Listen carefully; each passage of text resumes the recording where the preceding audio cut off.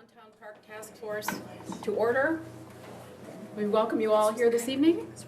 The meeting is going to proceed through a presentation, but first of all, we're going to do approval of the minutes of the September 30th, 2019 meeting. I'm assuming you all have had a chance to take a look at them. Yes. Any changes? Move approval? Motion to approve, supported by Frank. Any discussion? All those in favor say aye. Aye. All those opposed? The motion passes. Since we're all here and we have at least one new member, we're going to go around the table and introduce ourselves so that the members of the public and people who usually don't come to these meetings know who we are. Melanie Hallis, our city clerk, is at the end of the table taking minutes, and then we will start with... So I'm Jason Krieger, and I'm representing the DDA. I'm Frank Arvin. I'm Pat Perush. I'm representing the City Commission. Charlene Douglas, City Commission. Sarah Kinninger, Parks ROK Senior Services Advisory Board. And Tim Tuhorsky, also from the Parks Rec and Senior Advisory Board. And I'm Jennifer Streamer. Thank you all for being here this evening. Next on the agenda are City Commission comments.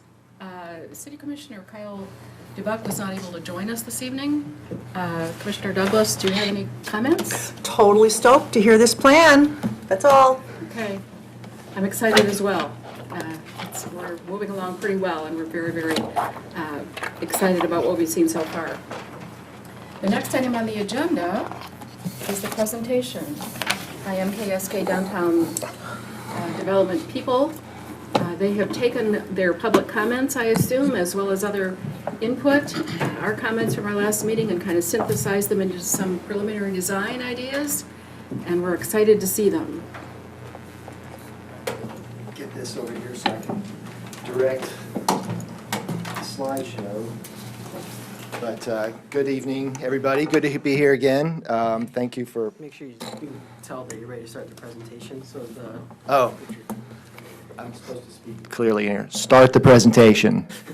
There it goes. If this advances. So moved.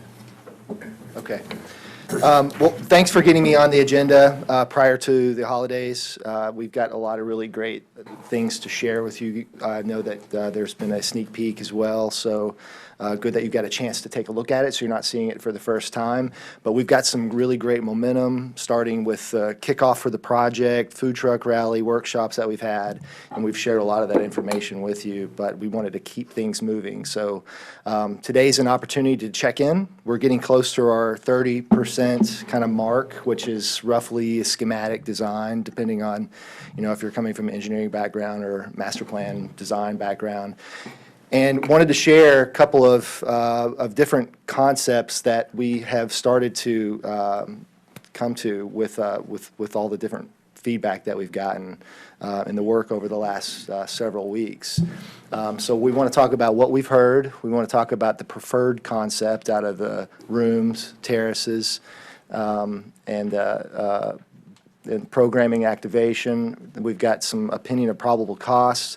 I've got an update to that in which I'll share a little bit later. But I know that we sent something to you earlier, and that was it was in progress. So I wanted to update that as well, and then talk about next steps.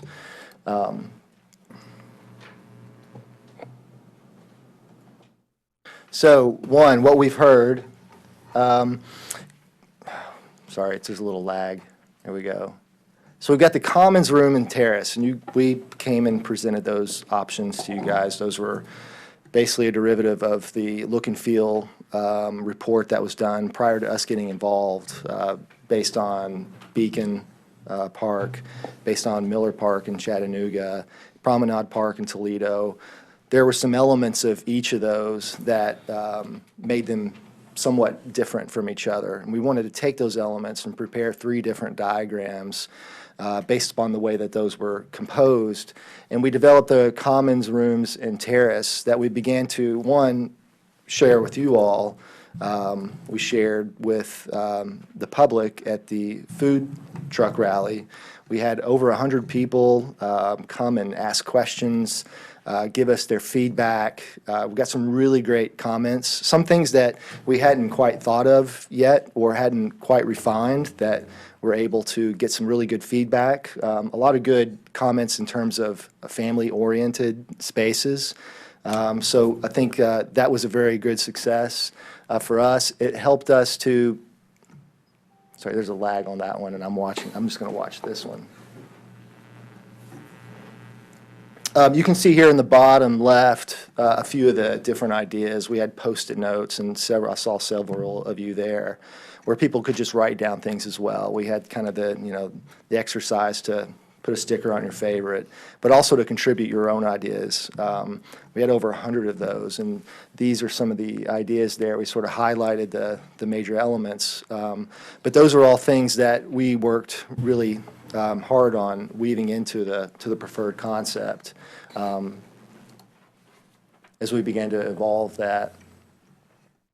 So out of that, just the raw data, the metrics and the people that we talked to, and some of the feedback that we've gotten from the task force and the DDA rooms was the preferred concept. So that was an opportunity for us to kind of take that and springboard further with the feedback that we've heard to date. So at that point, everything beyond that is new to you guys, and we wanted to share with you the updates of where we are now. Now, we've got two concepts because there are two elements that we still have some discussion on as a larger group. One is the topography. The other is the placement of the memorial. So we've got two ideas that accommodate both of those, that explore both of those. We've got renderings to share, how those look in different configurations. So let's just jump right into it. There's I didn't say play video.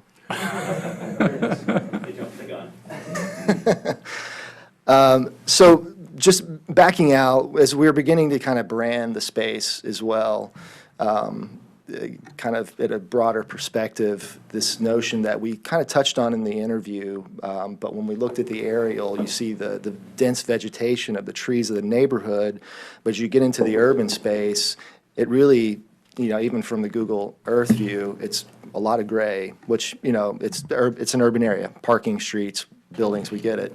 This is an opportunity. A glade is an opening in a woodland where sun punches through, and it's kind of a unique, magical moment within a woodland area. This is somewhat the inverse of that. It's this kind of magical moment within the urban area where, people walk through the urban jungle, and then they find this green opening. This is what a glade looks like in a natural setting, but what we're kind of creating is an inverse. So this notion of this glade is something layered on top of some of the other things that we've been talking about as far as the oak tree as well. There are some still threads of that are weaving through this project as well, but starting to brand things like the lawn area as the glade started to resonate with our team. And we're starting to pick up on the branding identity part as well. So as we begin to move further into the project, we'll have a lot more expression on that. So Glade A and Glade B. Glade A shows, and these two things that I'm going to address are interchangeable, but Glade A shows a elevation. It's in the range of 8 to 9 feet. Back in the back area. I think in the rooms concept previously, that elevation was closer to the statue. What we did was basically flip that, and we don't have a vertical wall now. We have a gentle slope that helps transcend to that upper area on the backside, and then of course it creates that sort of natural amphitheater. And then also the way we grade this can also be a sledding hill too in the wintertime. So there's a lot of opportunities with the grade change. Plus it creates, and we talked about this in the DDA meeting earlier, it creates a sense of drama within the space as well. Not just from the three-dimensional quality of it, but also the way it reveals spaces as you walk through the park. So we thought that was something that was a really interesting contribution to the park. And you'll start to see that in some of the views. The Glade B, here's a few of the programmed areas kind of highlighted, and I'm assuming you guys got a quick sneak peek and a chance to review some of those. I'm happy to go over some of them. We'll jump into each of the spaces later on, so maybe we'll just keep rolling through this. The Glade B, the lawn area in the middle, is now a level space. Obviously, there's going to be a little bit of grade change, but it's basically imperceivable. And just for scale's sake, the Glade area with the hill is about 17,000 square feet. Beacon Park, that artificial turf area, is 16,000 square feet. So give you an idea of the scale of that space. This right here, with no hill, flat lawn, it's 27,000 square feet. So it's a little shy of double of what you see at Beacon Park. So it's generous for football games, that kind of things. I think there's pros and cons to either option. The one thing with this one, though, is it kind of limits that drama. You can enter the park and see across the entire thing and get it all in one view.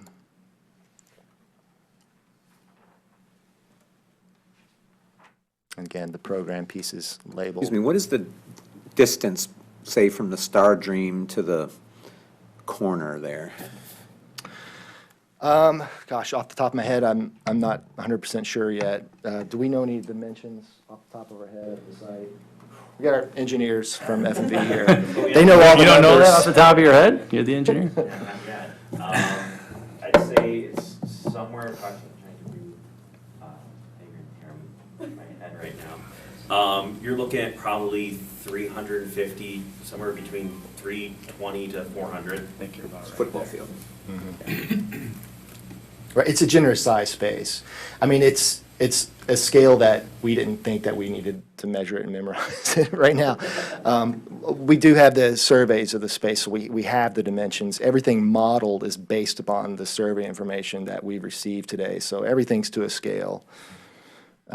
So I'll keep forging ahead here. Here's another view of the Glade A. Just wanted to point out in this concept, you can see in the foreground here, where within the existing easement where the memorial has been identified to exist, this is slid to the east to move out of the way of the doors that come in immediately out of the library. That's going to be an area where there's going to be a lot of energy and a lot of buzz. And we thought this is an opportunity to keep that serene quality and move the memorial out of the way so it has its room and its space to continue to have that serene quality, but also be sized so that they could have festivals, or not festivals, but memorials and ceremonies there. And you see also in this one there is a walkway that cuts through, and we talked about this earlier, that if we don't do a walkway through there, the fear is that there's going to be a cow path that's going to cut through that lawn anyway. Right. So this is an opportunity to create that cut through. And then you can have kiosks on either side of that too. So it's a great opportunity to, have a festival in the Glade while you keep the Memorial Plaza open as well, and probably have something else going on in that area. So that's that. I can't really point to it, but Where is the memorial? it is In that- my, My eyes are not good, so. well, Your mouse has leg. Yeah, so. Oh my if you look at that screen, you can see it. Yeah. wow. So I'll just rest this on here and right there. Right there. But Okay. is that where it is now, or did you move it? No, the next slide is where it is now, and we've got a design that keeps it in its current location. But it's still configured the same, it's just moved slightly south? It's slid to the east. East. Oh, to the east. So this That's where it is now. Here, one, it's, if you go back to this one, the memorial is shown here. It's like over here. hand is Got there. it, okay, cool, thanks. So it's in here. That's where it currently exists. And so what we were proposing in this concept, if this is the direction that is preferred, we would keep it on the plinth. We would just redesign the edges of the plinth so that geometrically it fits in with the overall design of the park. Plus, it keeps it in its same position. And then, of course, we've got a few scenarios within our presentation here that shows how you could set up for a ceremony for that. But this keeps it in its current configuration. So in B, it's where it is today. B is where it is today. Okay, thank you. What we did was we took, it's on a plinth right now. Yeah. We just kind of reconfigured the edges of the plinth. Okay. There's also a little lawn area, and these monitors are very small, so it's kind of difficult to see, but next to it, there's a small lawn area. So you could set up chairs there, you could set up chairs in the Memorial Plaza. Around that lawn area is where we were planning, there's plaques, there's rocks and stones with memorial plaques and things in them. Those would all be accommodated in that same area. Our intent is not to diminish it and shrink it, but to make it a space. So if I could just add something really quick, part of where I think this came from was the DDA reviewed this plan, I don't know, several weeks ago, months ago, whatever it was. And one of the thoughts that came out of that was to look at an option where the war memorial stayed where it was. And because, we wanted to make sure that it stayed in a serene spot. Once we just got out of a review of this a little bit ago, just tonight, and in reviewing this, we thought that leaving it where it is, after you start to see how the park's reconfigured, it's not serene anymore. It's in the middle of an active space. So I have some points that over the course of tonight I'll share that the DDA likes, as I'm here representing the DDA, but in that meeting, the DDA really liked the idea of it moving. And I know that it's a tricky thing to say to move it, but we feel it's the best thing long-term overall for the War Memorial and the space that it creates. And also that walkway that that goes through the site that does not create a cow path, as Andy said, it actually I think it helps to channel and focus pedestrians where you'd want them. It terminates right on the entrance of the library, which is really nice. So what you're doing is you're focusing this activity where you want it to be, and where you want things to be quiet and serene, you have that off to the side. So that was part of the discussion. I just wanted to update you guys what the DDA was talking about earlier tonight. How wide is that path? So it looks like you took the same general concept and just put a path through the middle. I mean, I'm sure there's some other things that happen, but. Yeah, at the pinch point, it is about 15 feet in width. Okay. So it's generous. You can get a vehicle down through there if you need to, like a food truck to set off to the side. And we've talked about what's heavy duty versus what's light duty. This would be an area where we would want heavy duty concrete to be there, or whatever pavement that we end up designing. But it does fan out in both directions. So that pinch point there is a minimum of 15 feet. But right where the memorial is, that's 30, 35 feet right there behind it. If you're Thank you. looking at I'm not sure if you guys see my screen or that screen. We see what's up there. Okay. Now you Be can honest, see I it. see whatever I'm flipping on, so. I have ADD. We're not moving the water thing though, right? No, that's going to stay. Okay. Yeah. And we think it works well, the way that the park's starting to lay out now. You can start to see it in a few views. This is the corner of Troy and 3rd. We're calling this the Confluence Plaza. It's kind of this gateway into the park. We've got some lights in here as well that can kind of create this sort of beacon as you approach from these two streets. Gathering space underneath. We also are changing the pavement texture underneath this. We talked about the DNA sequence, the gene coding of the English oak, which is the royal oak here. We actually reached out to a professor at MSU, Michigan State. I don't know if that's the right one to say. Go green. Town out. They gave us the letter code, which we then assigned to the different paver colors. So, we can express. Not everybody's going to get that when they come to the site, but at least we're starting to inform the decisions for a patterning that we're doing. So we've got that. We've also are proposing movable furniture in this area, similar to like a Bryant Park. We've got some.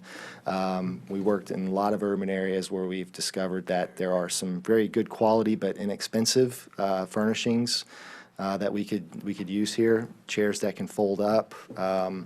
And a lot of the clients that we work with, they just put in their budget, they may have to replace 1 or 2 or maybe 8 a year. You know, some of these chairs that we're showing, these little Bryant Park examples, $99, they're not that much. So, well, they'd be a lot to me, but in terms of the operation of an entire park. So that's the gateway there. We're also showing that without the mound. So you can begin to see sort of the drama here. The mound back here creates a backdrop and sense of wonderment that might be behind it.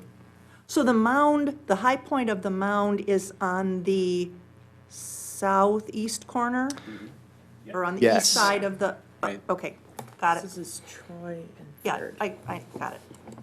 Yeah, so you're looking at a diagonal right at the apex or the height of the mound, the pinnacle. And then this view shows it with the mound gone, so you're basically looking straight across the field, the glade. Just another view underneath that Confluence Plaza, showing what it could possibly look like. You can light that hill and have some drama to it. We actually put a few little blue LEDs that could be in this hill as well, kind of shining up on some birch trees, and we've got some evergreens in there too, just to create that sort of dramatic backdrop to that space as you're approaching. And then here it is without the mound. Still a good park, obviously. Just a little less drama, but you get the opportunity now to look across the space. You can see the stargazer, Star Dream. You can gaze at the Star Dream.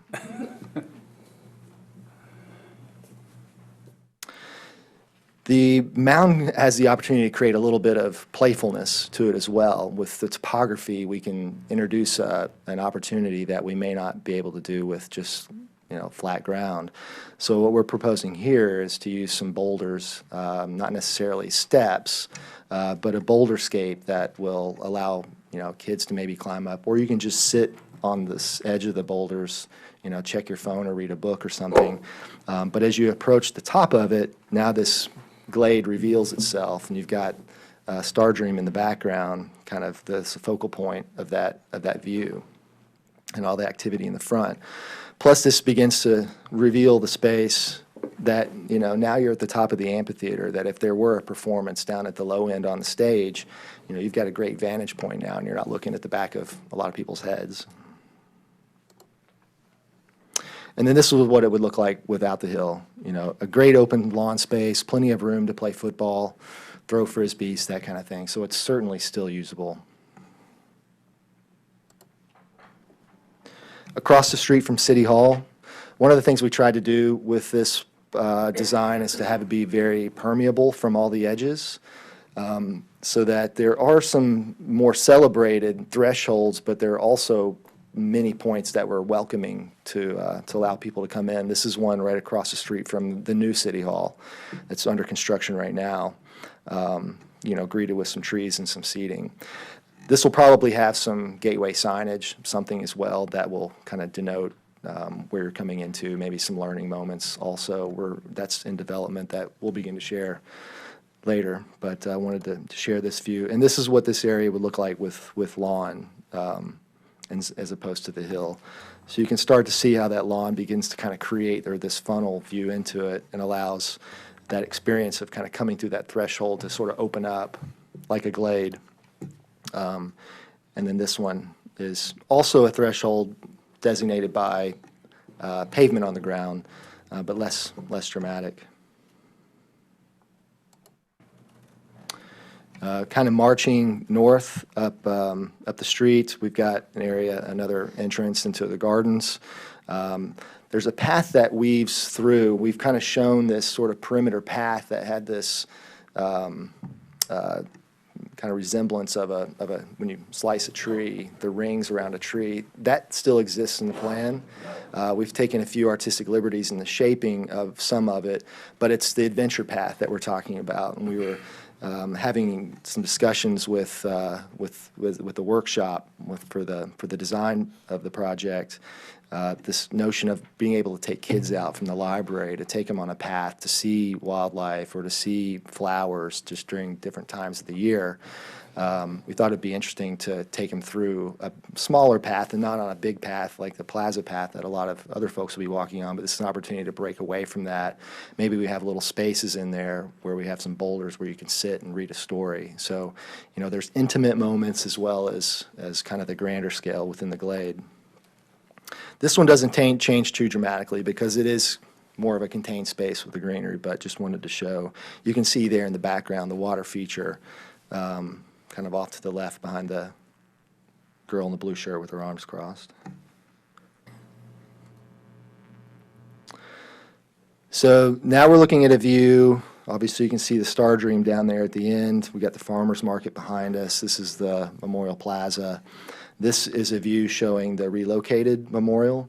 It's there to the left. So it has a position that's backed away from the main walkway. It's got its own designated space for people to congregate around. But also we got a nice width of pavement there in case we wanted to put some pop-up tents or something for an expansion of the farmers market. Just a slight adjustment with the memorial in its current location here. It's kind of moved a little bit out of the view. There's people in the way. They're being very rude right now, but it's back there. It's not quite as close to the street. This is looking up at the library terrace. Now, the way we've broken out the estimate right now, while we still think the library terrace has a lot of potential and we would still recommend for it, it's one of those future phases, future funding opportunities. So we've drawn a line along the north side of that Memorial Plaza where that would remain as future phase.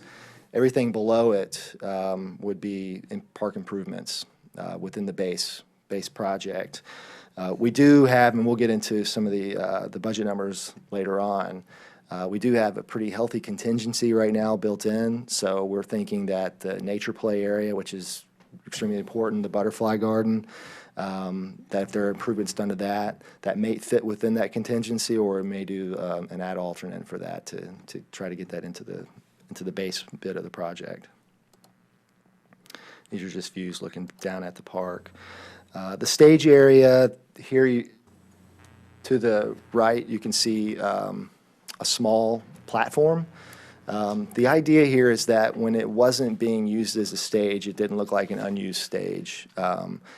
This has the ability to have outlets and plugs and power, whatever power we want. We've included a lot of that in the budget. But plug and play here for concert events. Also can just be a stage for regular park activities as well.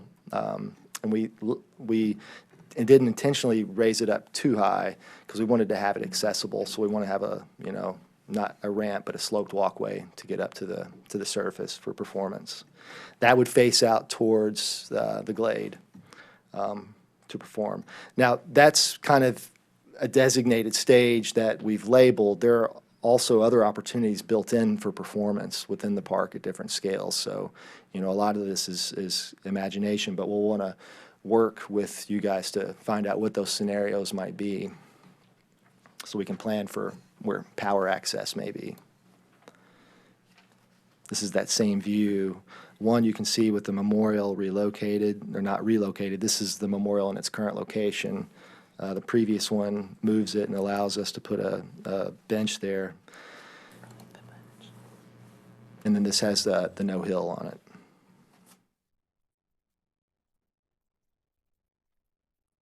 So we're starting to work our way around the face of the new City Center building right across the street. This is, you can see the Star Dream there. So this is kind of at the northern end of that building. The stage there just to your right.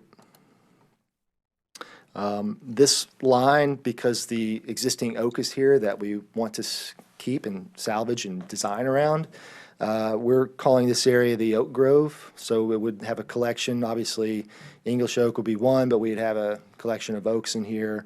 Eventually, tall canopies, kind of very stately place with paving and furnishings and things underneath to congregate. We imagine there may be people waiting to go into the city center or coming out of the city center that could utilize this space. Also, it's at the periphery, much like the way Beacon Park works, where there's a lot of seating around the edges. This would be another opportunity to sit at the edge and watch the activity within the park.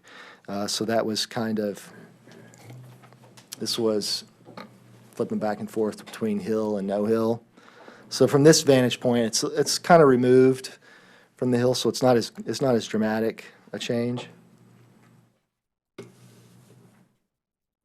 Also adjacent to that, we've got another area. This is where we've got a farm table that's there, but I think somebody mentioned on Facebook that there's an opportunity to bring crafts out and use this whole table to engage kids and have craft time. A lot of things. Have lunch with your coworkers that might be at the city center or from wherever. Wanted to create those opportunities, not that it's just benches and these movable furnishings, but we also have these kind of places that could be named. Let's meet at the farm table, at noon. And this was a really bright day here, but this has the no hill.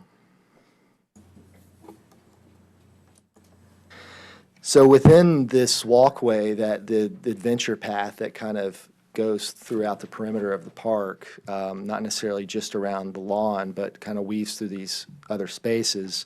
We've got a couple of pull-off areas too, these little nooks, if you will. And so this is kind of showing what one of those may look like.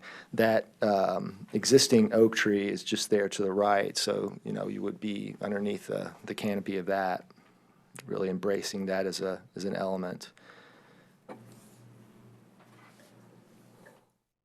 And then kind of sitting within that space looking back. And we're trying to introduce a few fun things as well. We've got, one ping pong table in here now. There could be more. I think thinking about the operations of that is something we want to work with you guys on. Is it you go rent the paddles from the library, with your library card, or how that operates. But, checker tables and chess tables and things like that. It's kind of nice to have a few of those urban games within the space also. So it exists in this area. I guess it's in the southwest corner of the park. The water feature, I think the last time we talked that the intent of this is to be a series of jets that pop up out of the ground through these nozzles that are embedded in the paving. Still the same idea. We've got a collection of those here. When they're turned off, they are non-existent, and you can put furnishings and things on top of them when you turn the water off in the wintertime, and you don't want to have water feature on. Also, there's the ability to light those. We can put a little LED light in the base so that the drama of the water jumping up and down is also illuminated with lights that could also change to different colors depending on the season or event. This is what that would look like without the hill next to it. Still be fun to play in. Couple of renderings showing how set up for the memorials and their different locations. One in its existing location and the one moved slightly to the east. This is the eastern location, tucking it into a very similar situation to what it is today. Just gets it away from the busyness of the space and gives it its own room within the park. Also creating the canopy that is very similar to what's in its current configuration today with the honey locust.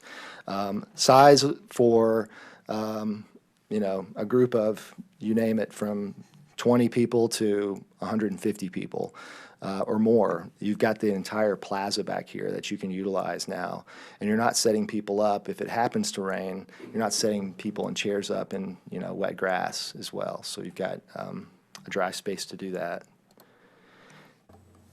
If the desire is to keep it in its current location, and again, the memorials are not dependent upon hill or no hill. These are kind of two different decisions. That's just the way I modeled it here. So we could have the memorial in its current location the way it's shown today, but we could also still have the hill. the conflict may be with that path that comes through that aligns with the front door of the library. That may not be something we want to come right by the memorial. It's very busy. That in conjunction with the memorial plaza basically creates a crossroads of traffic. And then two, that we would have to move that walkway off the side of the main entrance for the library, so then it's kind of just off. So here we're not showing that connection to the main door of the library. We're kind of removing that conflict with the memorial. But you can see how we kept that plinth and how it can be integrated into the space. You can also see in the foreground the little lawn area. So there is also an opportunity, if you wanted to set chairs up in the lawn, you can do that off to that side. So programming and activation, this diagram is showing a scenario where the memorial may be attended, and that may be the event of the moment in this diagram. The second diagram would be the extension of the farmer's market, or this could be an independent thing. It doesn't necessarily have to be associated with the farmer's market. This could also, in the scheme with the walkway that cuts through the middle, you could also imagine that being programmed and populated too. So you kind of have this sort of T arrangement right there. And then with the stage, you could obviously put a structure temporary on top of that, that wood platform, and that is, we're thinking that that's where the view of the activity is, the performance is. Backing up a step, we should build some sort of electrical resources in around the memorial as well as the stage? Absolutely, yeah. I think that's one of when we start to pin down the shape and the structure of the framework of the park, then we're going to start to identify what we've kind of got a good idea of where those might be, but we'll want to work with you guys, with the DDA, the whole team, to figure out, okay, in any given scenario, where might you need to plug in? Yeah, for sure. Cool, thanks. Is there any reservation of moving the memorial? Is there any, Like reservation? I mean, I don't know how we got the memorial. Like, is there any history? Like, is there any reason that we wouldn't want to move it? I'm just trying to think out loud here. it's definitely within a dedicated space now, and the space extends, if I'm correct, all the way to Troy, but it's not super wide. It's essentially the width of where the library sidewalk ends now and the back of the memorial. So ideally, if you're going to move it at all, anywhere, you move it within that footprint. Okay. Because that's the dedicated space. And I think that's the thinking of everyone so far, is you don't pick it up and locate it at the other end of the park area. I just didn't know. It's in its dedicated space now. So I think the two alternatives are either keep it where it is or move it, as in this one proposal, just slightly east, maybe 30 feet east. So it would be in a more secluded I area. like where it's potentially moving. I just didn't know if the reason that we had it, or I don't know what the memorial's for, so I guess. They were, before they were moved here, they were at the other end of the parking lot that used to be there, at the end of where Second comes into the parking lot. They were there for a while, which was a really awkward location. So they were moved here, so it's a more defined, refined location. But but the space that was dedicated for the memorials is actually much larger than the granite components themselves. It's essentially all that grassy area. Got it. Thank you. Sorry, I just trying to make sure.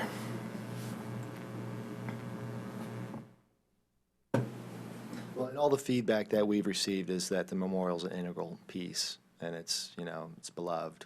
And so we agreed from day one that we think that it needs to continue to exist here. It plays a very strong role, and there's a lot of emotional and personal attachment to it. So our approach to this is, how can we create a better space for it? As soon as these buildings are demolished and the parking lot is scooped up and taken away, those trees that line behind it, all this is going to have a, a detriment effect to the space. And so I think what we're trying to do is let's help salvage that and put it in a very important, prominent position within the park. So that's been our attitude with it, and we're working collaboratively with all people right now to come to the best location for it. Also, holiday events. We've sized this in the model right now as like an 80 by 40 ice rink. Now, these can come in any kind of sizes that you want. If you do a third party, they just come in and build it for you and set it up for the 3 or 4 months. The one at Campus Martius is, I think, 100 by 60. So that's a fairly large one. And this, this could actually be larger too. We just wanted to show an example of how we've built the space to accommodate ice rinks within it as well, in terms of that being a program element. So just in reviewing these, we've got the Glade A with the hill. We've got the Glade B with the no hill. So as we're kind of going through this, the talking points are, starting to come up. And these are things that as a design team will be good. And maybe we don't necessarily need answers tonight, but maybe there's just a little bit of conversation about, how can we begin to get to a point where we have decisions to move forward. So I've got updates to this opinion of probable cost. Initially, there's been discussion about the restroom facility since we kind of started exploring the project. We think it's still a component that will be very convenient to have for the park. We placed it over by the, let me back up.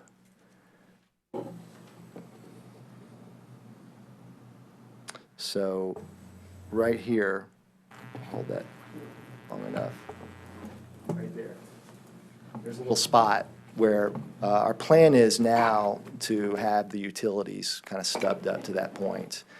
We've backed that out of the estimate at this point, so that there could be a future restroom that's there. We were also doubling that as mechanical space for any water feature structure stuff, but that can also be underground, adjacent to the water feature, so that's not 100% necessary. But anyway, is this allowed for me to? Absolutely. Okay. So this simplifies that budget page, so you can clearly see what's base project and what is future phase. So the budget for the project is at $3 million right now, and we still have a lot of things that can slide back and forth. So we feel really confident. We still have $40,000 left in contingency. So we're feeling really confident that what is shown on the drawings here is within budget right now. This does not include the restroom, though. I'm sorry. This is not This included- does not include the restroom. Okay. We backed that piece out. Was it included in the one that we have that was almost 4 million? Yes. Okay. The three differences, the restroom piece got backed out. We were showing more granite as a percentage of the pavement. In those, we were kind of cranking up just to kind of test to see where we were budget-wise. I think we probably had too much of that material in the park. And then the other one was contingency. We just dialed that back a little bit. I think we were carrying a little too much initially. Can you tell us a little bit about the methodology for determining the cost? Sure. Yeah, we do area takeoffs for everything. We've got this in a CAD program, so we can get exact measurements of exactly what we have. I have a Excel spreadsheet that we basically just itemized everything. And in some of these, we've got placeholders. We usually start on a more expensive end, just to kind of see where we're going to land. And then we go through a process of, well, that doesn't necessarily need to be granite. It could be brick pavers or concrete pavers. And that's kind of our process right now. So we're kind of midstream at the moment. We're 30%. These are the first numbers hot off the press, and they'll just get more refined as we move further into the project. Is demolition part of this contract, or is that a separate contract? That's a separate contract. It's not coming out, I mean, it's not part of this construction budget, it's separate. Go ahead. But it's not part of the, 2.5 million, or as far as, it's part of the part. There's about $700,000 allocated for the demolition of the work. in what budget? Well, it's in the park budget. It's in the park budget, but it's not part of the budget that he's been given. Gotcha. Yeah. It's not part of his operation, it's not part of the budget that MKSK is designing to. It's being done by another contractor, but it's coming out of, when they allocated funds for the 4 parts of the Civic Center project, the demolition cost was included in the park It's section. part of the bond. Yeah, that's correct. Got it, thanks. Okay. Did I get that right, Todd? The park allocation is $5 million, so $3 million, 2.5 plus 500,000 for FF&E is for the park. So that other $200,000 is going to demolition, the design fees, some other professional fees. Okay. Thank you.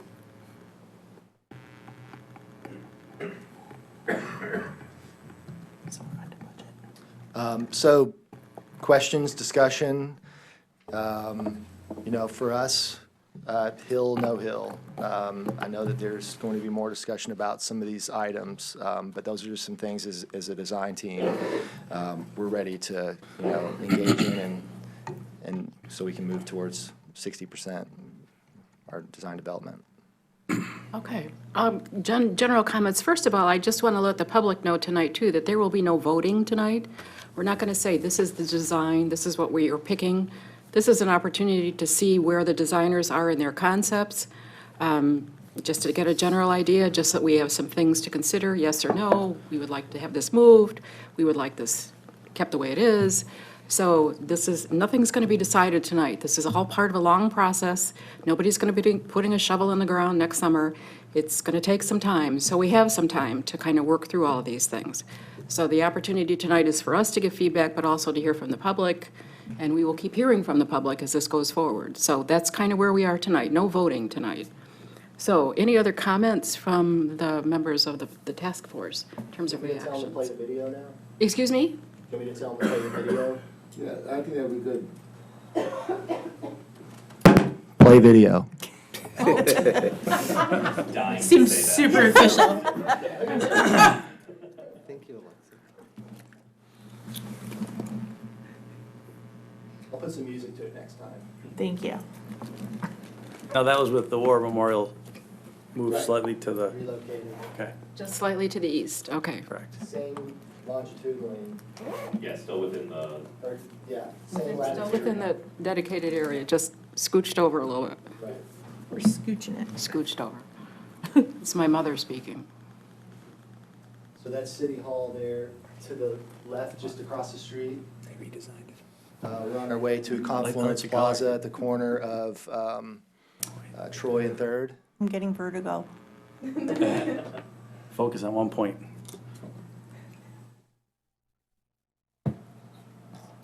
Now we're working our way around the hill towards the water feature, water jets. The dog's That would not be on the a area leash. where the restroom could go in the future, right there. But you could put furnishings there. This is the adventure path. That's Henry Ford to the left? Yeah, Henry Forest to the Yes, left right now, yeah. Yes. There's the farm table, looking back at the glade there. Stage. I'll slow it down next time. She's not getting very far. Treadmills all over the place. And I did see a comment about, we do have a person with a bike in here, but I guess that'll be something we'll have to work with you guys, that, whether this is a, They got tickets. yeah. And the dog probably should be on a leash. It's just a rendering.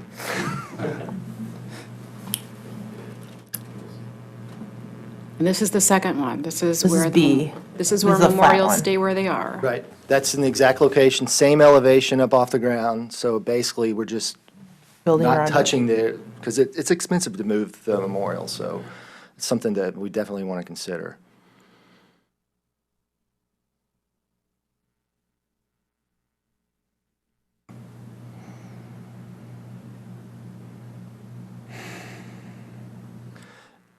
Programmatically, all the spaces are the same, but I think here, just pay attention to, the openness now that there's not a hill. Again, we've all been to parks where there's a grand open space in the middle. We design parks like this as well, so not necessarily to say here, one's better than the other. I put him on the spot in the DDA meeting, and I said, which one do you like? He's very political. He wouldn't give me a straight, but I could sense which one Andy likes.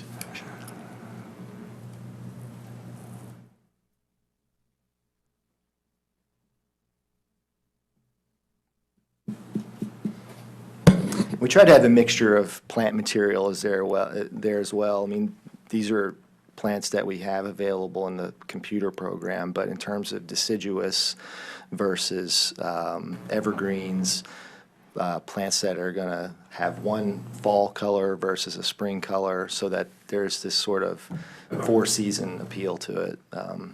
So, anyway. Okay, now we've seen the videos too. The three-dimensional is helpful, just to get a concept of the whole thing.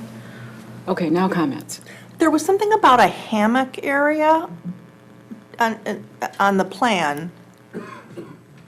Well, it's a lot of kids these days have these sort of pop-up hammocks that they can use. I'm drawing a blank on what they call them right now.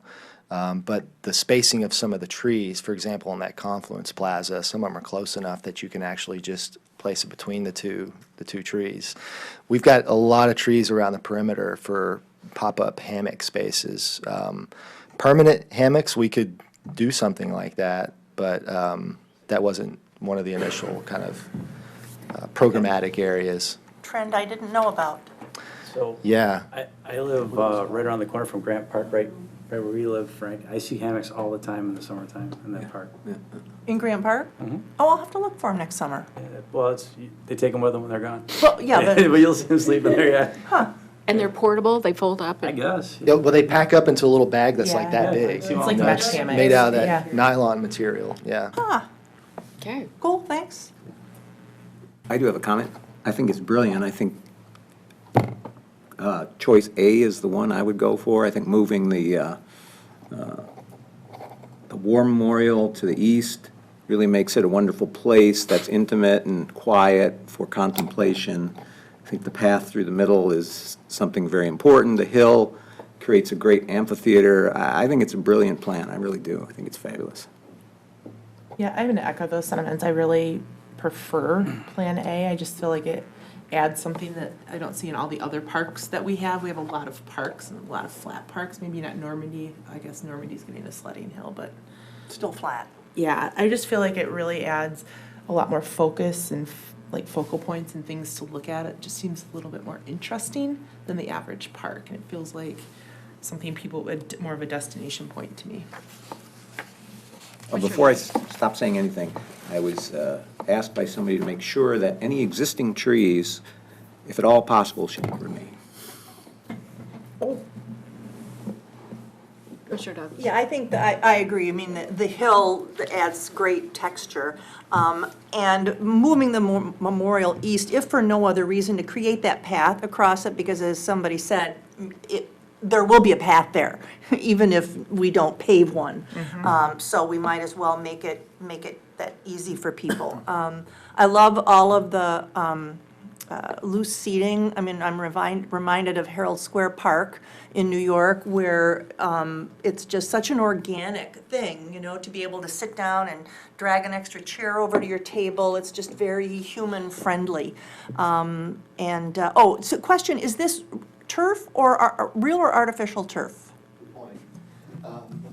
That was a discussion that we had with the DDA. Artificial turf's going to be about 3 to maybe 4 times more expensive, so that becomes sort of the budget question. What we have designed in here, though, is a at least a 12-inch, it might be 18-inch layer of sand soil mix, which helps with drainage in the soil, and we've got good drainage in this area anyway.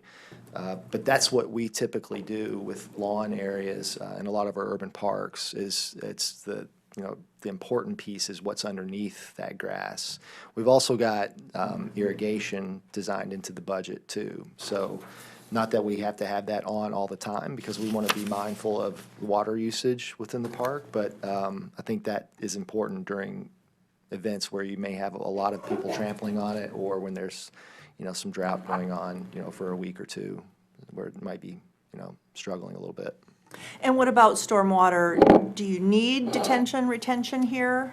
Yeah, so our goal on this project is to not have one drop leave this park. And so once we get the framework composed, you saw a lot of planting areas kind of around the perimeter. A few of those we're gonna kind of pull down in the middle to create a little bit of storage space. We don't want to quite call them rain gardens just yet. They're more like maybe bioretention basins or something like that. They're part of the infrastructure of the park and less of just a demonstration garden. I think we're past that at this point. So we're trying to weave that into it as well. And, with the soil or the sand that's down below the park that, is great for drainage within Royal Oak, there's the potential, and we've got to start running numbers at some point here, but there's a potential to maybe take some street drainage into this as well.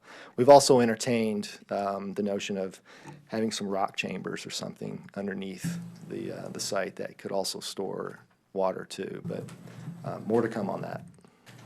And I'll be interested to see, as we go forward, the access points. I mean, are you given, that's not, I don't know, it is, where pedestrians enter, how we make sure they cross streets safely. I don't know if that's your assignment or if that falls on the city, but that's going to be an issue as well, just to make sure that it's inviting and accessible and safe. Absolutely. So where we have created entrances are one that responding to the bump outs that are designed into the street. So what we're showing here is the bid has already been awarded, right? For that streetscape? Connectivity.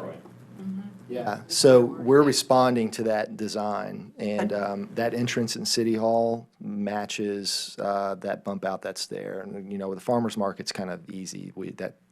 That connection, there's a bump out there as well. The corner, I think that there's some bump outs at the corner as well. So we're trying to encourage people to enter the park if they're crossing the street at those points where that span between the curbs is the most minimal. Got it. Very good. Thank you. Any other comments? Are there big budgetary differences between the Plan A and the Plan B? I'm sorry? The cost difference between A and B, are there big differences there, or? Well, there's a couple. I mean, Because I would feel like one seems to be moving much more the expensive. memorial is a cost. It's a six-digit cost. And then there's the earthwork with the hill. Aside from that, those are the only two major differences. Is this Plan A then, the one you handed out? What you guys have is the Plan A, which is the more expensive one. Okay. I just wanted to show that to you guys. So just to catch up, I think you guys kind of got a sense of where we were discussing earlier at the DDA meeting, but Plan A was definitely the preferred version for the same comments that everybody's already shared, so I don't need to regurgitate it, so. What is the overall budget? $5 million. 5 million altogether was allocated for it. And that includes the 700,000 that we need for the Demolition. demolition. That's what I understood. Todd's going to explain it again. Sorry, Todd, I'm like, Rather get the budget out now than later. It's $3 million for what we're looking at right now. So it breaks down, as we've had it, as $2.5 million for your base construction and then $500,000 for elements. How we work with the $3 million, but that's what it is. The other $2 million is going to remediation, some connectivity, professional fees, demolition. So we've always talked about a $5 million park budget, but the actual for what you're getting, we're at $3 million, so. So the 1 million for the library is, That would be, as you classify it, a Phase 2 add-on, I'm just correct? trying to make sure I understand. Okay. Thank you. Commissioner DeBuck, because he can't be here this evening, emailed a couple of us some comments, and some of them we've already covered, so let me just make sure that they're entered into the record. First of all, he likes the water feature, and he wonders if it would be possible to put the spouts in the formation of the Royal Oak logo. He's just throwing that out there. He has mixed feelings about the concrete path cutting through the glade. It seems like a lot of concrete, but on the other hand, he understands that you need a path. He likes the boulder climb. Maximize water absorption, we've talked about that. You know, you are going to be doing stormwater retention on site. He's open to a new memorial placement if it maximizes functionality and it remains in a prominent place of honor. In other words, he doesn't want to diminish the importance of that monument the way it is now. Stormwater absorption elements in the design, we've talked about that. And incorporating renewable energy to power lighting. I think that's something a little bit further down the road in terms of how we deal with electrical, where it's placed, how much we need, whether or not we can use renewable energy. But other than that, he did not pick between A and B, but overall thought it was a well-done plan, both of them. So those are his comments. I tend to agree that I like A better than B, although I don't have strong feelings one way or the other. I think A is the better preferable design, but I think both of these are extraordinary. And I think no matter which one we pick and how we define the elements within it, it's going to be a real extraordinary park. One thing we should probably ask is we are not taking any votes tonight. We're still processing this. Do we know what the next step is? Where do we go from here? Is it, or do we mull this and then come back a month from now and then actually make a decision? Well, from the design team, we're ready to jump into starting to fine tune some details. But I think from us, if we could have a couple decisions on some of those two major components, basically the hill and then what do we do with the memorial, we can move forward on a lot of the other stuff because there's a lot of similarities between the two. So we're going to be working towards 60% design. We're also going to be working towards the signage and wayfinding and identity components, starting to fill in some of the gaps. So that's our next step. So, if there's no decision tonight, which it sounds like there's, maybe some conversation to be had, and if we could get something, at middle to the end of January, that would help us stay on track. I mean, we've got stuff to continue moving on, so it's not like we'll be on hold. Okay, all right, thanks. Mr. Rassel, you were going to make a suggestion?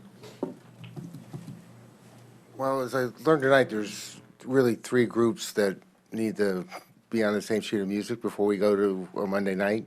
This task force, DDA needs to weigh in on a recommendation since a lot of the upkeep and financial programming in the future will probably be dependent on them. And then obviously the commission on Monday night gets the final vote on which concept we're going. So I guess we need a recommendation at some point on some of those decisions. Or do you feel comfortable, do you want them to go forward with the 60% solution and take the two options to the city commission after we meet again and vote on which one we prefer?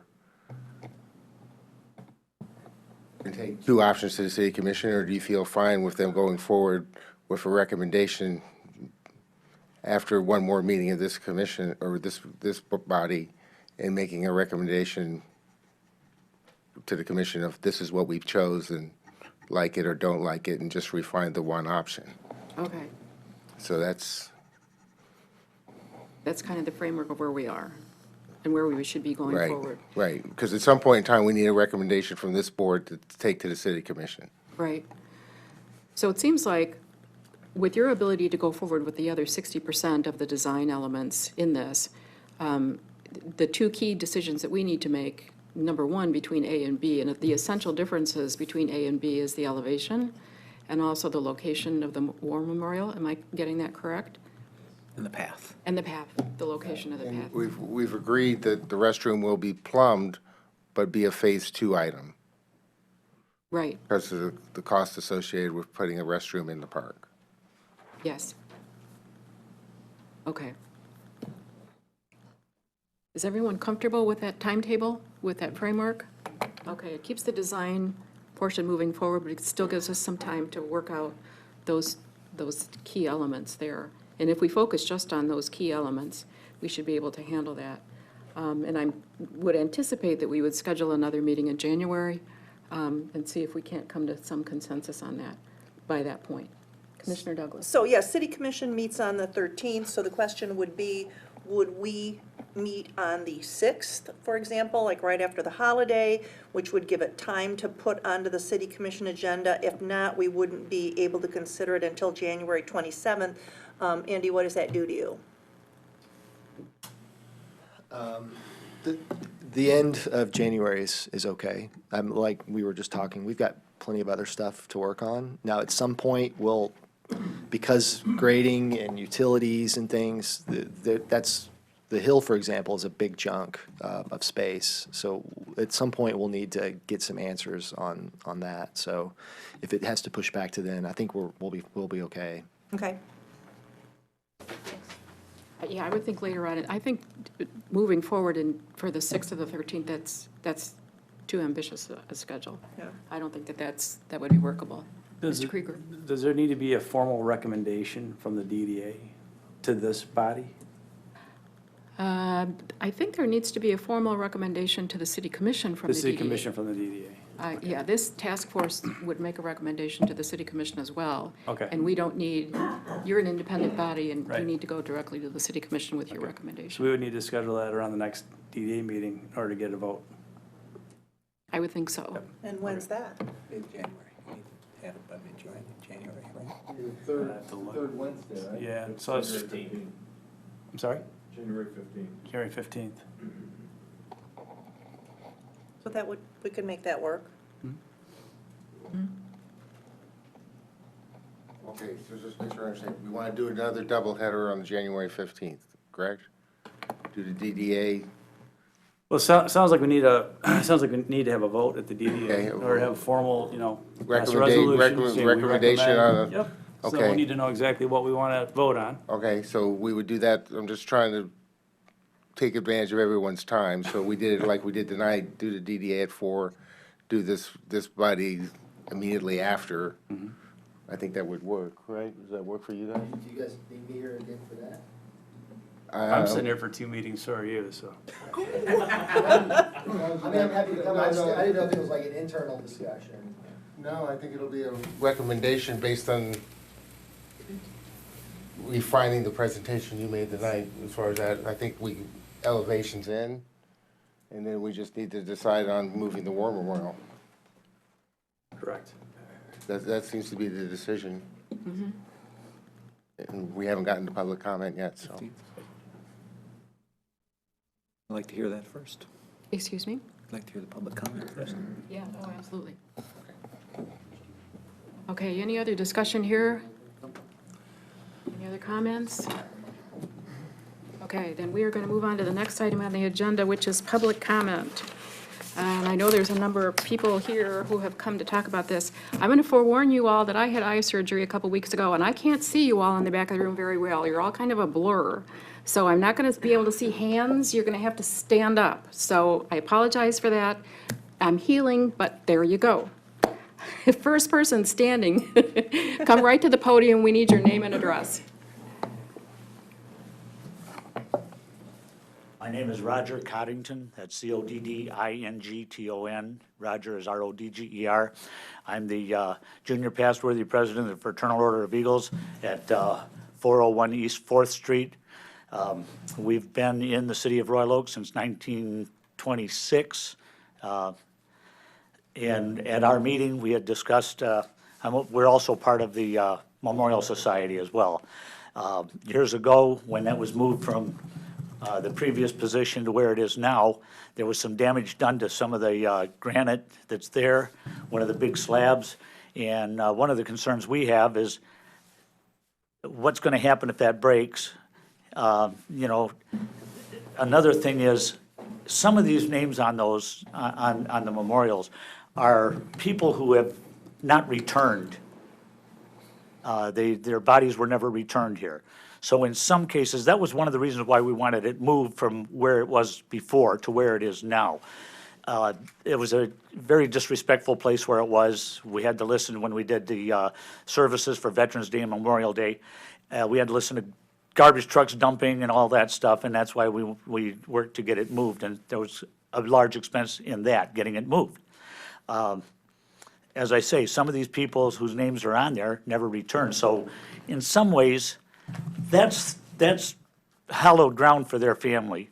That's the one place where they can go to kind of remember, and it's sort of, you might say, as a grave for their, you know, their loved ones. And we at the Royal Oak Fraternal Order of Eagles is sharply opposed to having it moved anywhere else. 30 feet one way or the other, I don't see is going to make that big of a difference. When you take into the account of what it stands for, the fact that it's sort of a memorial for some people who never returned.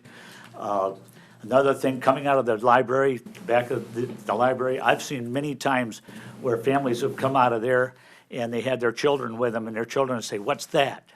Well, now mom and dad takes them over there and explains to them what that memorial is about. As a veteran myself, it touched me deeply. And I think since the library is, quote, a learning place, what better place to leave that than where it is now when they come out there learning more? So I'll cut it. My time's just about up anyway. I appreciate you allowing me to speak. I hope you take this into consideration. Thank you very much, and I salute my flag. Thank you, Mr. Coddington. Yes, sir, Mr. Wendland, I can recognize you.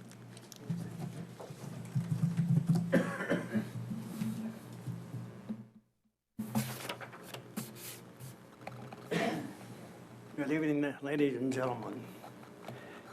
There's just two things I want to bring up tonight before I start talking about the War Memorial. As the gentleman behind me was saying about the landscaping of the new park, I want to make two recommendations about trees. Don't make the same mistake that we did before.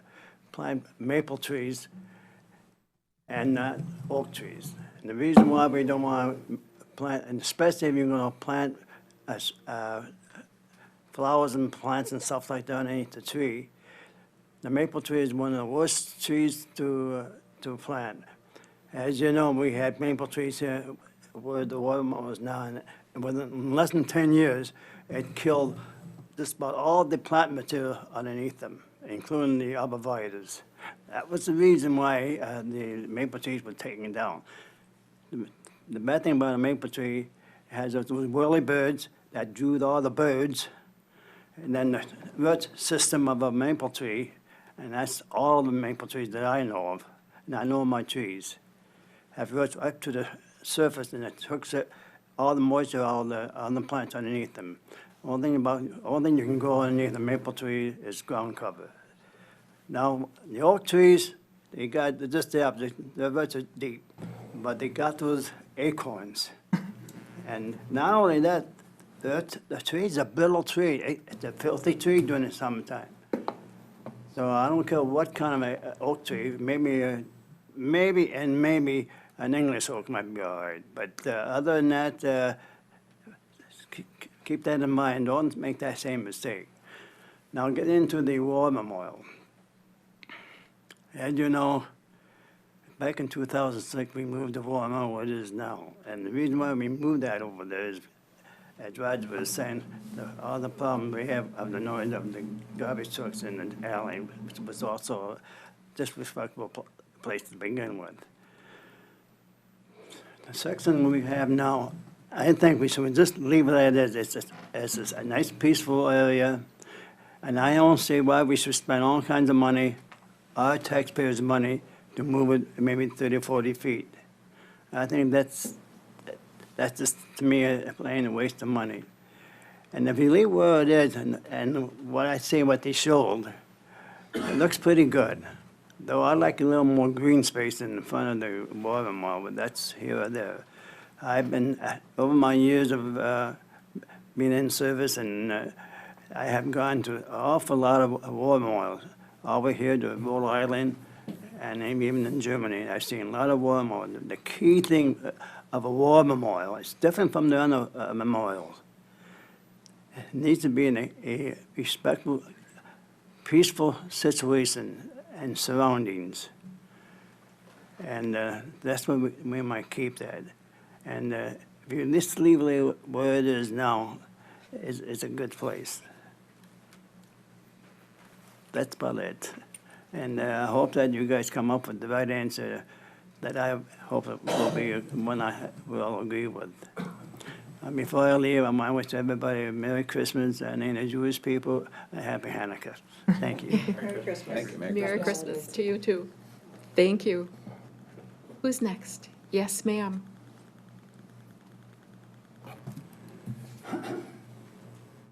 Hi, my name is Emily Dumas. I'm the director at the library.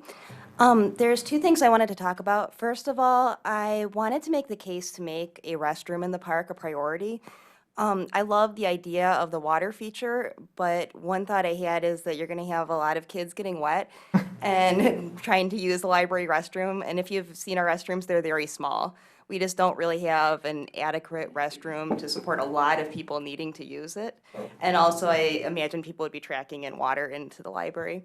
The other thing, and I've talked to Andy about this, and I know it's outside of the scope of his work, but I noticed on the renderings that there was cutouts for parking on the street. I would like to ask you to keep that on your radar. I think that having on-street parking is going to be very important. I think that a lot of people will not park in a parking structure, just use a park. So I would suggest to consider the on-street parking when you get to that phase of the planning. Thank you. Thank you. Yes, someone is standing in the back.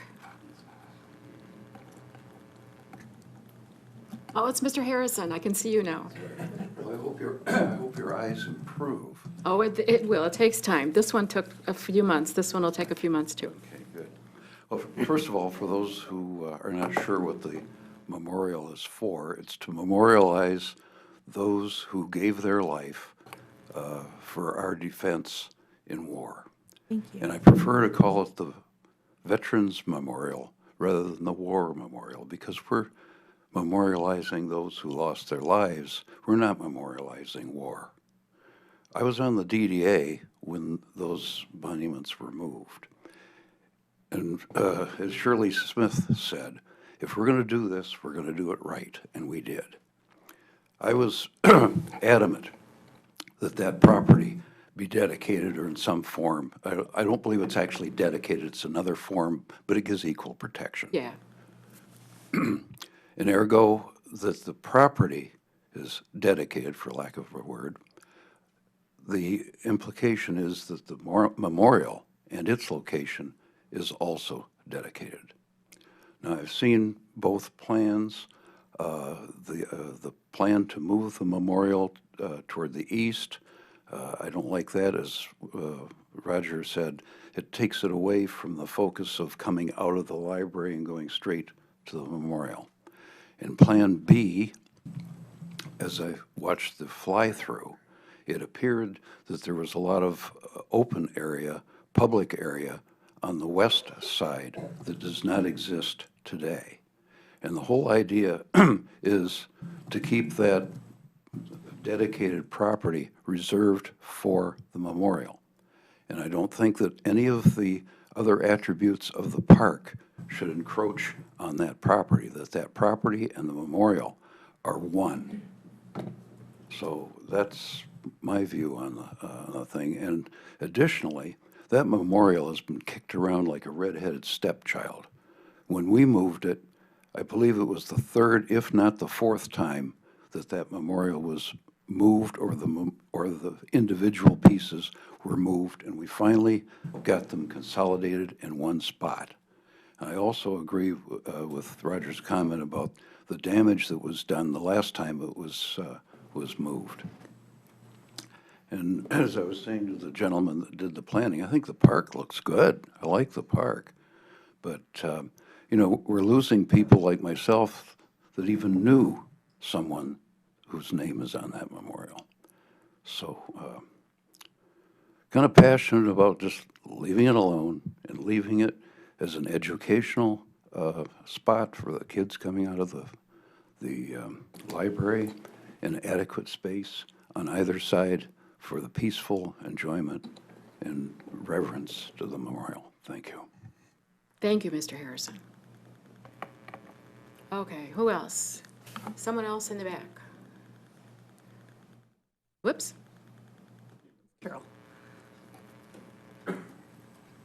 Ms. Hennessy, when you all move into the light, I can see you. Good evening, and I would just like to say, Pat, I'm sorry. I heard about your father, and my prayers go with you and your family. Thank I know you. it's hard. I'm Carol Hennessy, 2580s, 12 Mile Road, and I was part of the moving the monument from the end of the walkway where the Star Dream was to put over here. Took us 3 years and a lot of begging, borrowing, and going to our citizens to pay for it. The city told us they had no money, so we went out and got everything donated. That's how we got it moved, $180,000 later.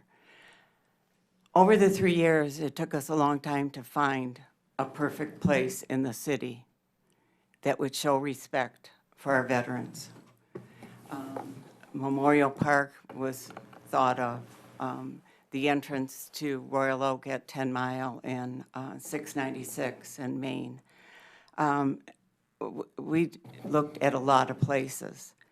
And after much conversations with a lot of people, we found that this was a quiet, serene place where people could come and talk to their loved ones or pray to their loved ones or whatever.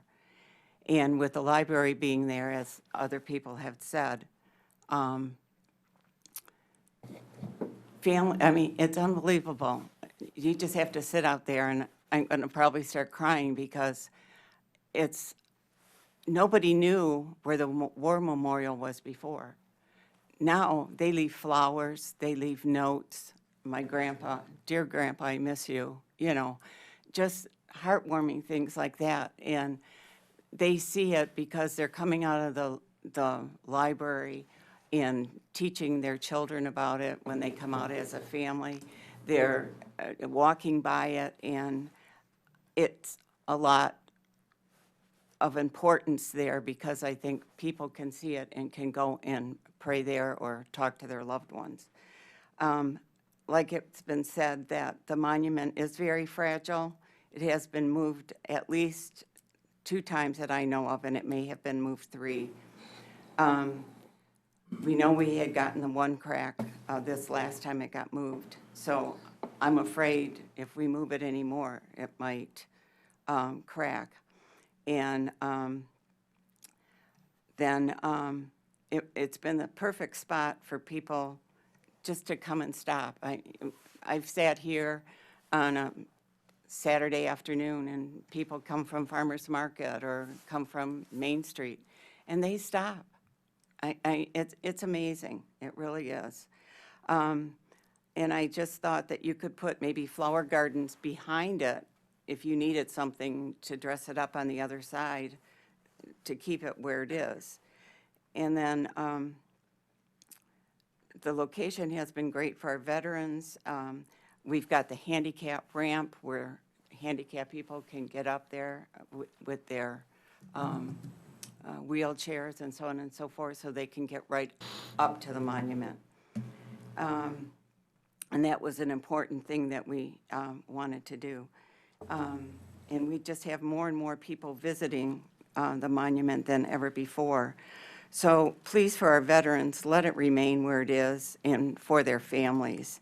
I don't know if you saw, but in the flower bed next to on the west side of the monument, there are 3 more monuments. And I didn't see it in the renderings. So I just want to make sure that no matter what you do with the monument, that those three go with it, because we went and got them from other places, so all of our wars and all of our monuments would be in the same place.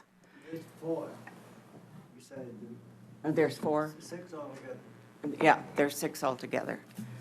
Okay.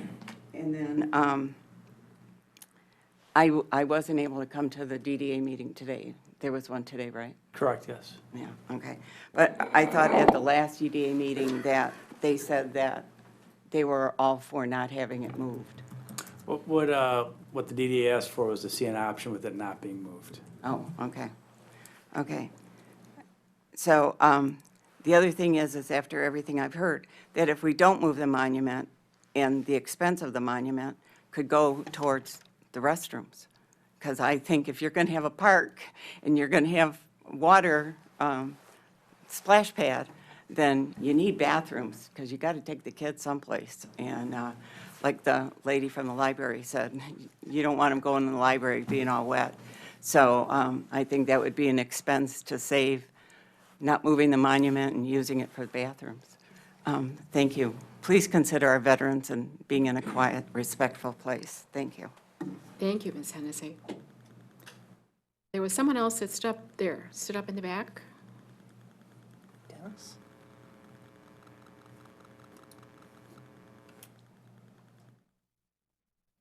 You know who I am. Dennis Vandelaar, 301 Moreland. I'm actually here to speak as a resident this time. The one thing I really wanted to touch on quickly is the Hill. I do have to say, and I had a really good conversation with Andy at the farmers market. I really appreciated the opportunity to have interaction with him.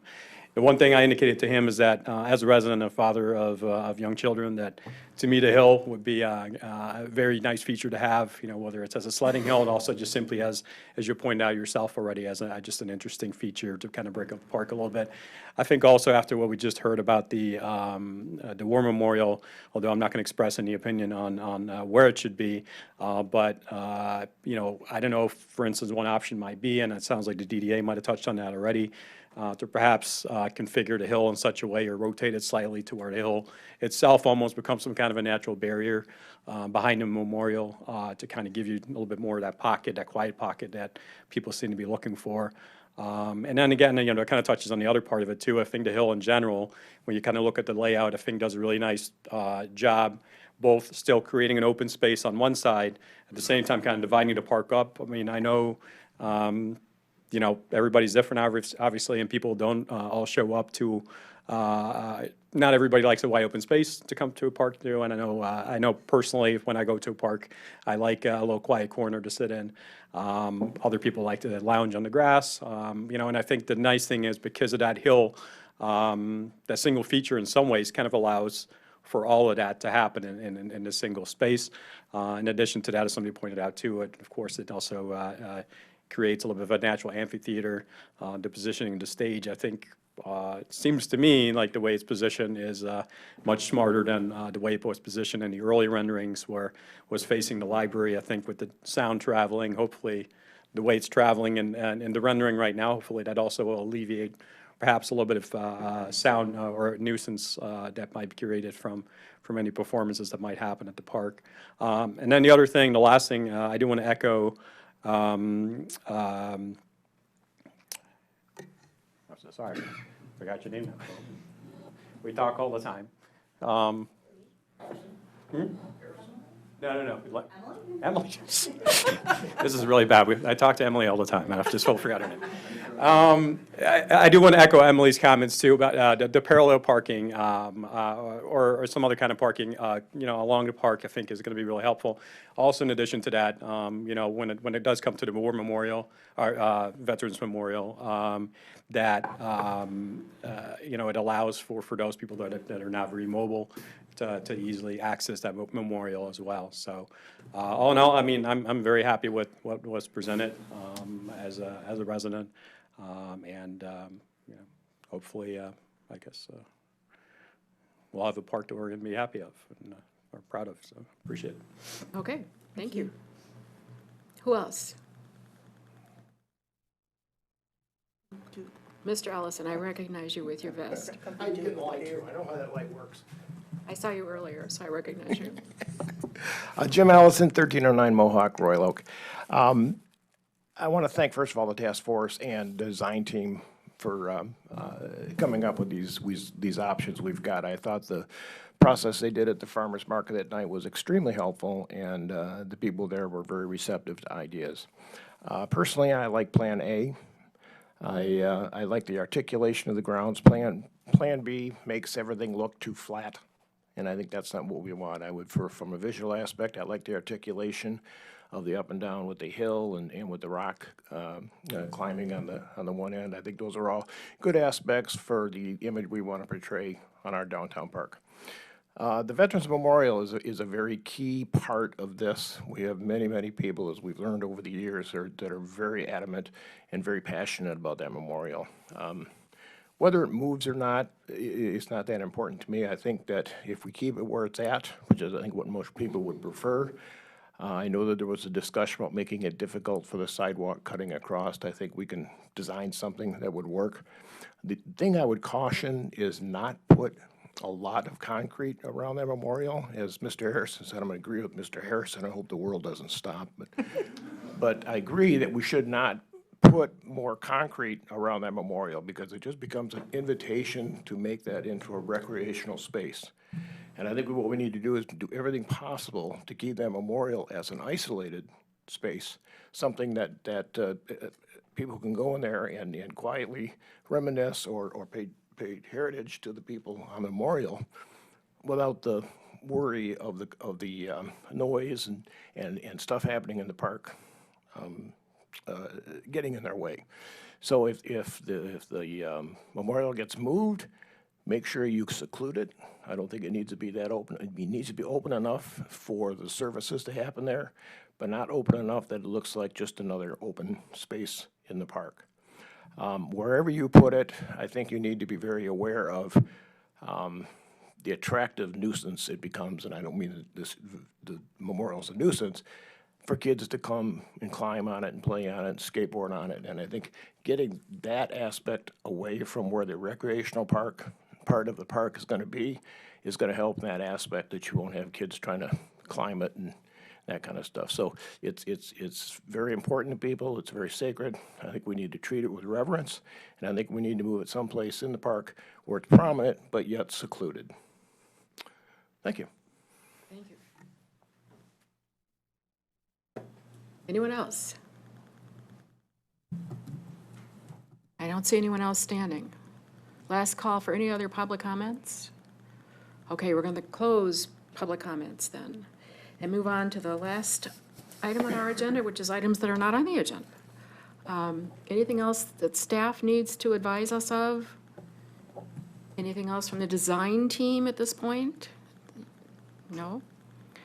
Okay, I think we're looking then at perhaps setting the date and time of the next meeting where we could make some decisions here. That's the goal, I believe we're shooting for January 15th. January 15th is when the DDA meets in the late afternoon, and you're suggesting that we meet like at 6:30 right afterwards? Right afterwards, I can't be here, but I can submit my comments in writing. Okay, I should check my own calendar. Well, we'll send out a doodle thing. A doodle poll? Okay. Because Commissioner DeBuck is not here either, and I'm sure he'd like to be here for that meeting. If we can't make that happen, we'll schedule 2 meetings, but I'll work with the designer on schedule. Okay. Okay. All right. We'll shoot for that and see what happens. Anything else before this, Commission? I just want to comment, based on the comments that we've had tonight, in terms of the memorial, I think it's really interesting, and it's something that I'm really struggling with. There are components of that memorial that you want to consider as secluded. You know, as Ms. Hennessy said, people come there to honor their grandfathers or whatever, and they want it to be secluded and private and thoughtful. But on the other hand, in its current location, it's an active, attractive place where people come out of the library and go to the memorial and teach their children about it, which is a much more active activity. And I think the challenge for us is to be able to meld those two ideas, make sure that it still maintains its secluded status, quiet if it can be done in the current location, but yet also make sure that it's not so secluded that people don't know that it exists, so that people actually see it and go to it, which is what happens where it is now.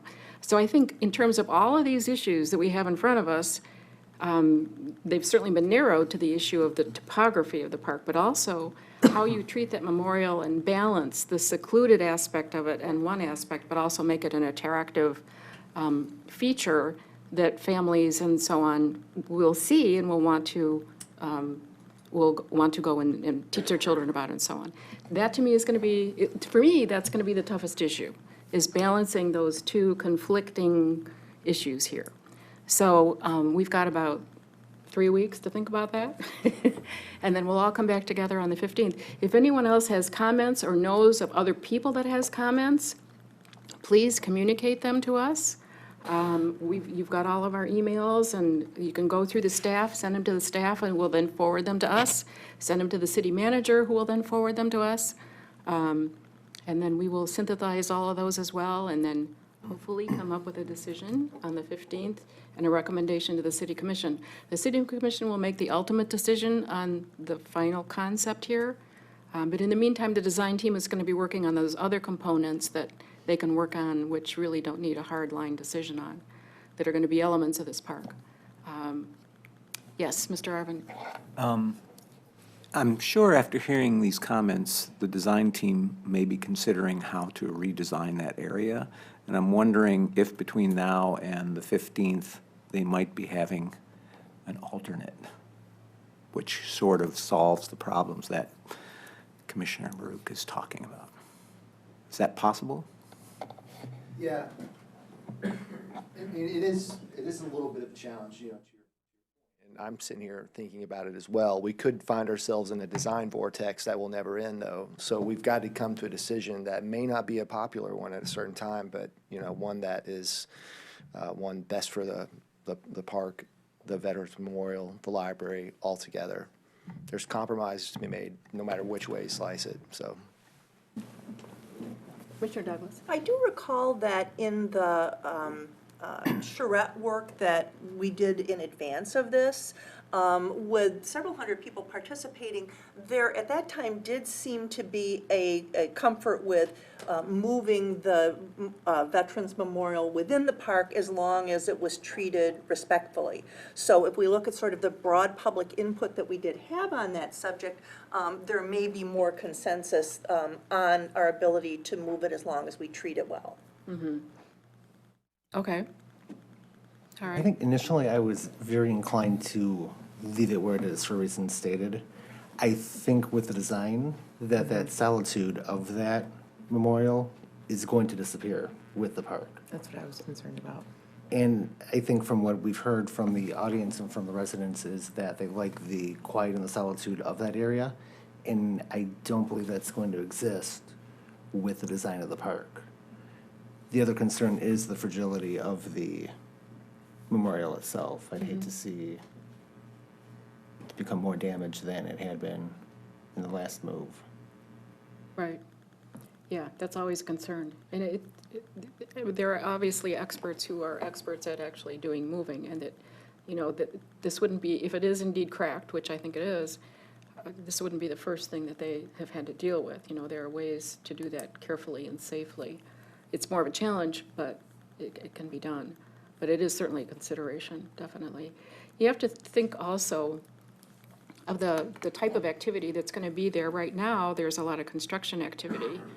But when the Henry Ford is open, there's going to be a lot of walking activity back and forth between the entrance, which will be here in the center, and to the parking structure, which will bring a lot of pedestrian activity a lot closer to both the fountain and the Veterans Memorial than there is now, and that there has been, even when it was a parking lot. So you're going to have to keep in mind, too, that there will be more activity. It will be noisier in that area, more activity once the Henry Ford is open. and it'll be closer to the memorial. So there might be some benefit to moving it just so that it's going to be in a more quiet space, a little further in. But I don't know. Those are things we're going to have to contemplate in the next 3 and 4 weeks. Over the holidays, while we're sipping eggnog, this is something we're going to have to consider. Yes, ma'am. I've been thinking about this and talked to several people I know who are veterans in the same dilemma. They want everyone to see it, to know it's there, to tell their kids what it's for. And they want somewhere quiet to contemplate. The quiet contemplation generally seems to be the most important. I've considered it's not a massive park, so I spend a lot of time in that stretch between the parking structure and the library and the farmer's market with my small children. And we have talked about it, but I think that it wouldn't be so far away from the entrance to the library or anywhere else if it was moved slightly, that would reduce. And I think what it might reduce is having, say, your 3-year-old bolt out the front door of the library and immediately run up the steps and jump off the back, shrieking. Maybe with a skateboard. Yes. Yes. Okay. I will point out that if you look at the renderings, version A with the memorial moved east gives it a backdrop of flowers and plants and trees, whereas version B with it in its current spot leaves it backed up with the open area of the park. So in terms of giving it a frame, a picture frame, as it were, version A really does that. And version B leaves people in the audience with the sun in their eyes for 2 ceremonies a year, I will add.